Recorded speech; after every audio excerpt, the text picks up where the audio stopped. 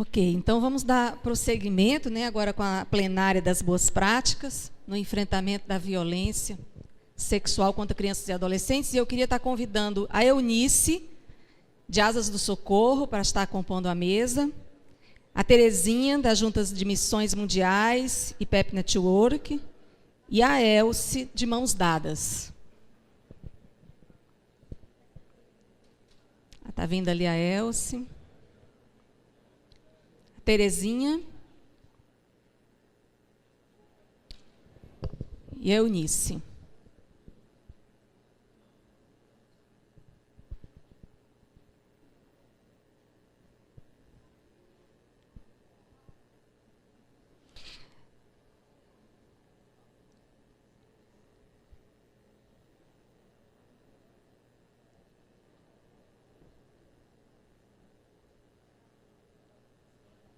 Então, vou passar a palavra para a Elce, que vai compartilhar um pouquinho do trabalho de Mãos Dadas. E, Elce, 5 minutos. Esse fantástico tempo para você. Momento propaganda, né? De novo. O que a Rede Mãos Dadas tem conseguido fazer nos 13 anos que nós estamos juntos é reunir duas coisas. Demandas e recursos. As demandas vêm assim: nós estamos com um problema lá em tal lugar assim e a gente não sabe como resolver, né? E os recursos aparecem assim: mas nós que estamos no outro lugar, a gente está fazendo isso. Então, se você for lá na nossa sala, nós criamos alguns caminhos e eu tentei ser didática e apresentar esses caminhos, mas são 6 áreas que nós conseguimos avançar em termos de materiais e recursos que vocês podem se apropriar. O mais novo deles é esse aqui, um lugar seguro para a criança, que é um material para organizações, instituições, igrejas, escolas, onde há a criança, onde a criança está, né? E ele é feito para que você possa achar um jeito de prevenir aquela possibilidade de que uma das suas crianças venha a ser prejudicada pelo fato de estar ali, né? Eu acho que quando aconteceu aquele problema lá em Santa Maria, com a boate, nenhum oficial da Defesa Civil de nenhuma cidade do Brasil dormiu naquele dia, né? Porque todos nós sabíamos que aquilo que estava acontecendo lá poderia ter acontecido na nossa cidade. Então, quando a gente ouve uma história de um educador social, ou de uma pessoa que faz compra numa instituição, ou de um pai social que usou a sua autoridade, a sua posição e o seu acesso à criança para abusar daquela criança, né? Ou para fazer coisas que são formas de exploração, a gente fica desesperado. O que é que a gente pode fazer para melhorar o espaço que a gente criou para a criança? É esse material. E eu queria aqui dar um aviso, que nós temos 10 kits aqui, que eu não quero levar no avião, porque eu vou ter que pagar excesso de bagagem, e que eu tenho que distribuir. Só que o processo, eu sei, gente, tem mais de 10 pessoas aqui, mas o processo de distribuição é o seguinte: é um para cada organização, e a organização precisa me dizer, para eu depois poder falar para o pessoal que organizou esse material, como que foi a distribuição e como que foi o uso dele. É uma pessoa que preenche um formulário que tem perguntas do compromisso. Como você pretende usar esse material? Esse formulário está lá na sala da criança, junto com o kit, tá bom? Então, se você acha que você pode, sim, usar, e é um trabalho denso, é um compromisso grande que eu estou pedindo de você, você pode pegar. Caso contrário, tudo que está aqui está também num CD que eu trouxe para distribuição gratuita, e aí todo mundo pode pegar, tá bom? Eu vou passar, então, a palavra para a Eunice. Ela vai estar compartilhando um pouquinho da experiência do Claves. O Claves traz ferramentas maravilhosas, eu conheço há muitos anos e, assim, eu acredito muito nessa ferramenta. Eunice. Eu vou pedir para ficar em pé e próximo da projeção, porque eu não sabia que eu ia compartilhar isso, então eu vou ler para ficar mais rápido, não ter o problema de falar muito aqui. Nós vamos começar passando para vocês um pouquinho da emoção de uma consultora do Claves, chegando numa comunidade do interior do Amazonas, uma comunidade ribeirinha. Nós não conhecemos tudo sobre o Amazonas, estamos muito longe disso, mas estou começando a aprender um pouquinho sobre a Amazônia. É um lugar tão lindo, de comunidades pequenas, mas de povoados que têm uma maneira própria de seguir a vida e com muitas coisas gostosas e boas, como os peixes e as grandes imagens maravilhosas da criação de Deus, mas que, infelizmente, também enfrentam os pecados da nossa sociedade. Então, a metodologia Claves, Brincando Nos Fortalecemos, pode passar. É só um pedacinho do voo. A Asa Socorro trabalha com a aviação missionária. Nós estamos aprendendo um pouco a trabalhar mais dentro da comunidade. Até então, nós trabalhávamos só dando apoio para as outras organizações que trabalhavam lá. E essa é a chegada de uma consultora do Claves. Ela mora em Juiz de Fora, então ela cruzou o Brasil para chegar em Manaus e de Manaus ir em 1 hora de voo até a comunidade do São José do Arara, que fica no município de Capiranga. Então essa é a chegada dela lá. Eu que estava filmando, eu sou bem ruinzinha de fazer isso. Mas só para vocês sentirem um pouquinho o gostinho do pouso do hidroavião.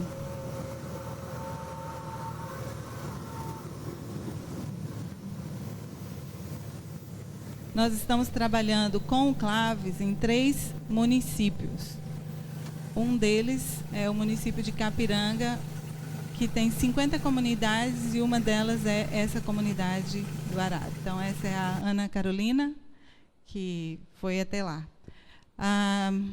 Pode começar.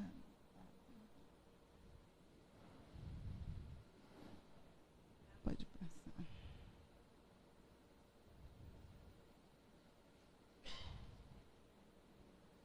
Pode passar.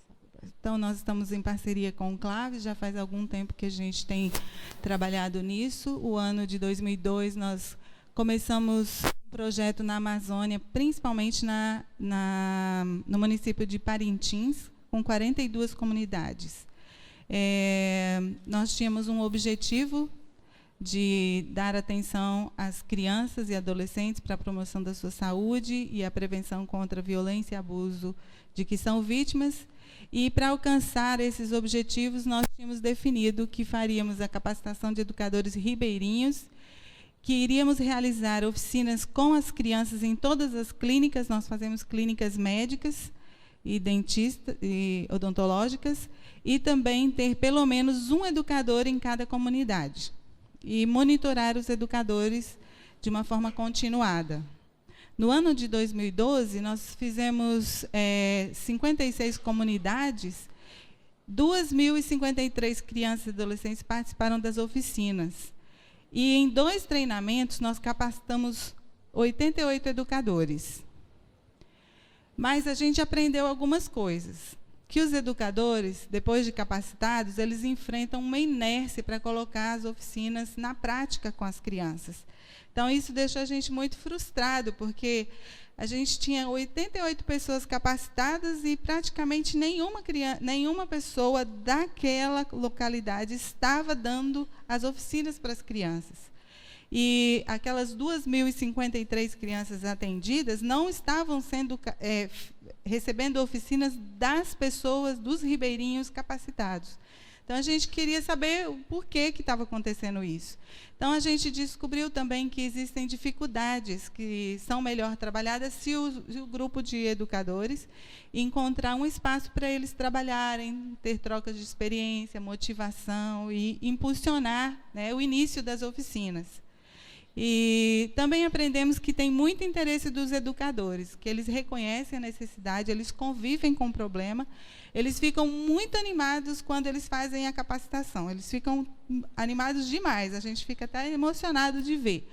Mas eles também se frustram porque eles esperam uma atuação no enfrentamento ao abusador.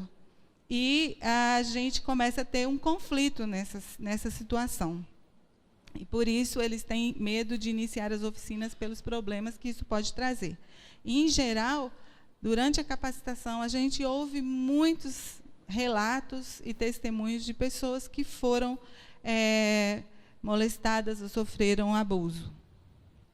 Então, esse grupo é o grupo dos 88. Somente essas pessoas estavam aplicando as oficinas. E só fazendo isso no período que nós estávamos nas clínicas. Então, as crianças não estavam sendo expostas à metodologia na sua amplitude, naquilo que ela pode fazer. Então, começamos um grupo de apoio, estamos trabalhando com uma consultora para que ela faça esse trabalho de acompanhamento aos educadores.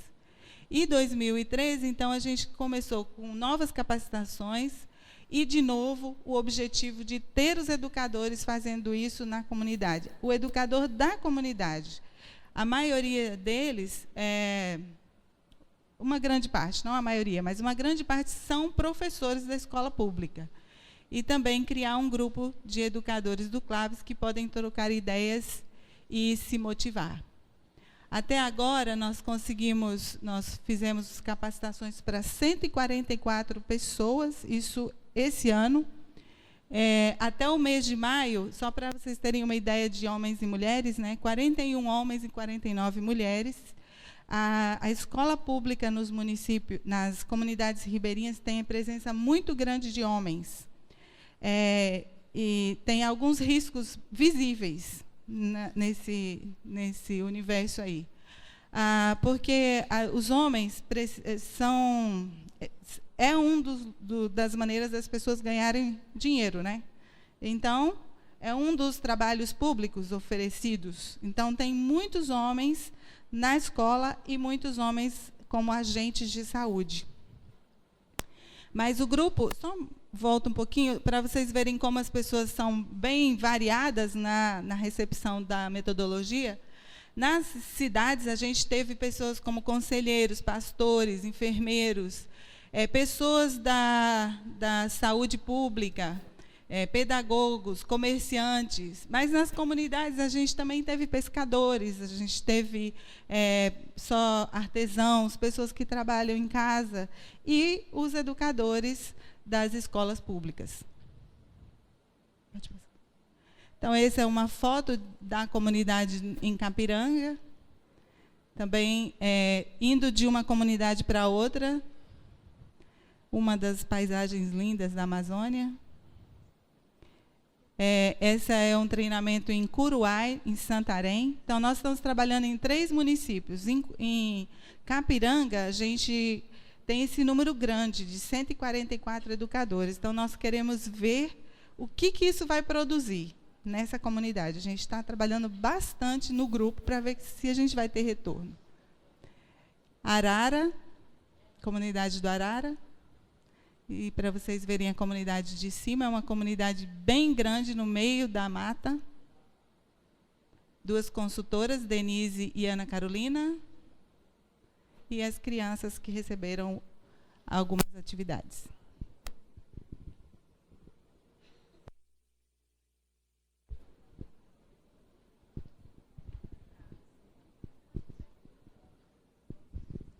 Quero agradecer a Eunice por estar compartilhando, né, essa experiência com a gente, de Asas do Socorro.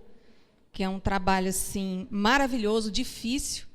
E assim, é nesse momento realmente que a gente fica fortalecido com experiências como essas, e através da ferramenta, né, do Claves. E convidar então a Terezinha agora, da Junta de Missões Mundiais, da PEP Network, que vai estar compartilhando também um manual de proteção da criança para a igreja, que também é outra boas práticas de grande impacto para proteger crianças e adolescentes. Bom dia, boa tarde, né? Já estamos quase indo para a tarde. Obrigada pela oportunidade. E eu queria só contar rapidamente como que nós chegamos até esse manual de proteção à criança com orientações e práticas na igreja, para os espaços, contextos da igreja local. Então, eu trabalho com um programa chamado PEP, que é promovido pela Junta de Missões Mundiais, é Programa de Educação Pré-Escolar, em várias comunidades, no Brasil e no mundo. E nós estamos dentro da Rede Mãos Dadas. E em 2008, mais ou menos, a Rede Mãos Dadas começou a trabalhar, não é, com a difusão desse material aqui, Um Lugar Seguro, que trata de política de proteção à criança nas organizações. Então, Rede Mãos Dadas, com apoio de Tear Fund, promoveu uma capacitação para umas 30 organizações em 2008. E nós estávamos lá naquela capacitação. E à medida que nós íamos trabalhando com esse material, né, conhecendo esse material, que traz uma série de recomendações, é de altíssima qualidade, creio que a maioria já ouviu a respeito dele, uma questão ficava no meu coração: como adaptar, traduzir isso aqui para o contexto de uma igreja local. E nós trabalhamos no PEP via igreja local, comunidades muito simples. Então, como ajudar as igrejas a entender esse conteúdo que é de altíssima qualidade e isso fazer eco no seu próprio contexto e nas suas comunidades. Então, a partir daquele sonho que iniciou-se em 2008, ele está sendo concretizado em 2012, 2013, nessa segunda edição desse manual, Política de Proteção à Criança, com orientações e práticas para as igrejas. Formamos um grupo de trabalho, começamos a implementar algumas ações recomendadas aqui e também organizamos uma oficina de capacitação para igrejas. E aqui nesse manual, então, nós iniciamos com uma reflexão bíblica sobre a proteção da criança. Muito daquilo que nós vimos ontem com o Henrique Pinedo, nós resumimos aqui nesse primeiro capítulo desse manual uma reflexão bíblica sobre a importância da proteção à criança entre os discípulos de Jesus, para promover uma sensibilização das lideranças das igrejas. E depois nós damos algumas recomendações para as igrejas que desenvolvem ministérios com as crianças nos seus espaços, nas suas instalações, também nas congregações, nos lugares onde estão fora dos seus espaços. E, além disso, também nós damos sugestões de como elaborar uma política de proteção à criança para a igreja, com alguns formulários também, algumas ferramentas bem práticas, simples, medidas simples que as igrejas podem ter, né, e fazer para que a criança esteja protegida nos seus espaços, entre as pessoas, que a igreja são as pessoas, né, entre as pessoas da própria igreja, de tal forma que possam ser diminuídos esses casos de violência, especialmente a sexual, e também, em acontecendo, o que a igreja pode fazer para que isso não se torne algo que venha destruir, né, a reputação, o testemunho da igreja na comunidade. Então, é uma tentativa, né? É algo assim que foi produzido com muita oração, muita reflexão, é uma tentativa simples, mas também não quer dizer que não seja efetiva, né? Tem funcionado com várias igrejas, várias ações têm sido promovidas, e temos a alegria de uma das igrejas que aqui está presente e já tem a sua política de proteção à criança com base nesse material aqui.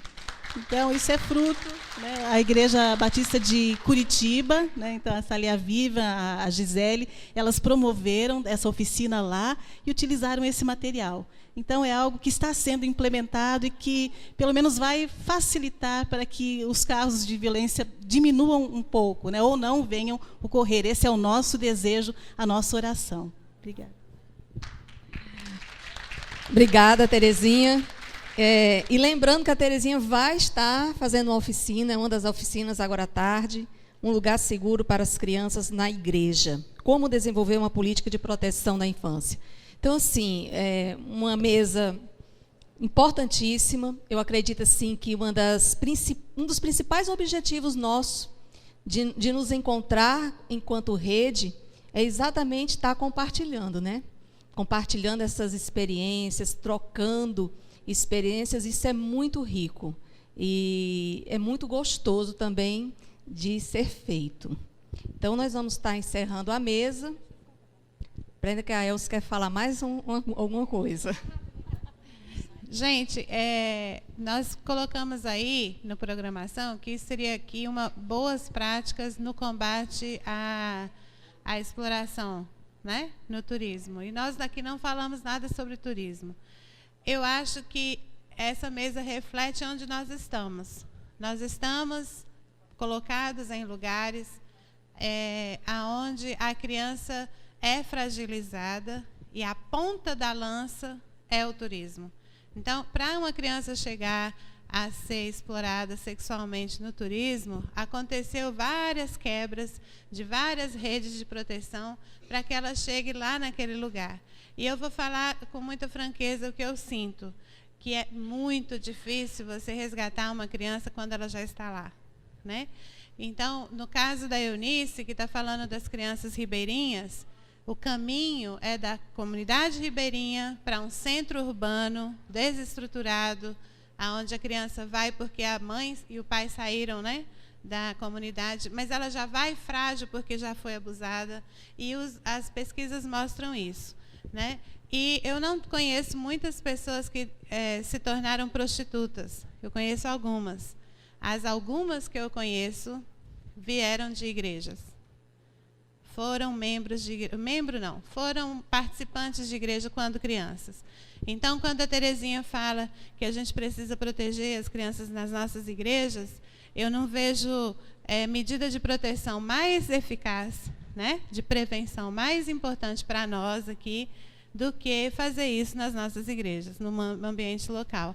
Então, apesar de a gente não estar conseguindo chegar, né, em práticas ainda, não está aqui no nosso meio representado, pelo menos aqui nessa mesa, ações práticas de resgate, né, de meninas e meninos no turismo, essas ações de prevenção aqui são importantes também.